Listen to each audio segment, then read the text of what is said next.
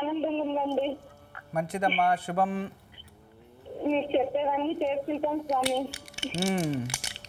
ఎక్కడుంటారు మీరు? పెట్టండి స్వామి మీరేనా. ఎక్కడుంటారు తల్లి మీరు? వైజాగ్ అండి.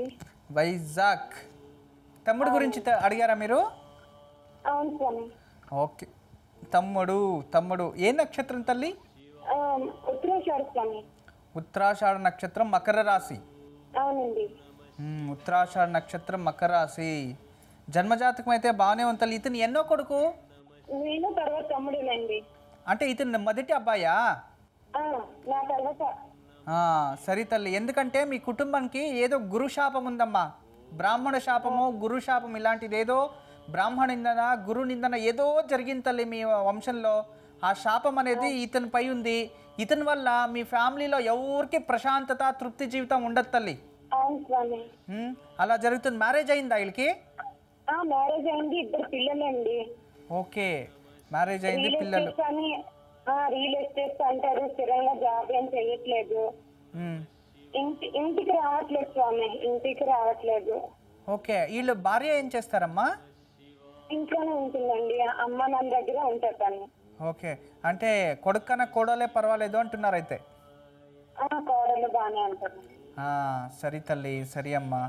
ఎందుకంటే ఇప్పుడు ఈ ఒక రమల శాస్త్ర ప్రకారము మీ కుటుంబానికి బ్రహ్మహత్య దోషం. నాన్నగారు ఏం పని చేసేవారు? నాన్నగారు హెల్త్ డిపార్ట్మెంట్ లో చేసి రిటైర్ అయిపోయారండి. ఓకే, పెన్షన్ మీద అలా పిల్లలకి అవుతుంది.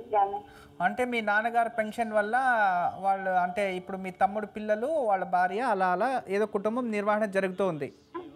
అమ్మ నాన్న బ్రతుకుతున్నారండి. ఇతను ఏం పని చేస్తలేదు అయితే? ఏ పని చేయట్లేదండి. ఓకే, స్థిరంగా రాడు స్వామి. ఏదైనా అన్నామంటే ఇంకా కొట్టుకుంటాడు, ఇంటికి రాడు.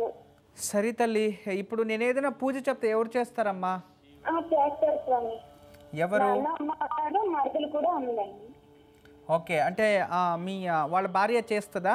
మనం ఏమైనా అడ్వైస్ చెప్తే చేస్తారా వాళ్ళు? తను చేస్తుంది, అమ్మ నాన్న కూడా చేస్తారు. సరే తల్లి, ఇప్పుడు ఇతనైతే ఏం పూజ చేయడు, మనం ఏం చెప్పినా వినడు, మన మాటే వినడు. అని తర్వాత పూజ ఎందుకు చేస్తాడు తల్లి కదా? వినడు.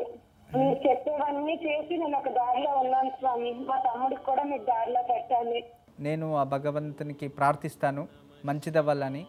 ఖచ్చితంగా అతనికి సద్బుద్ధి రావాలి.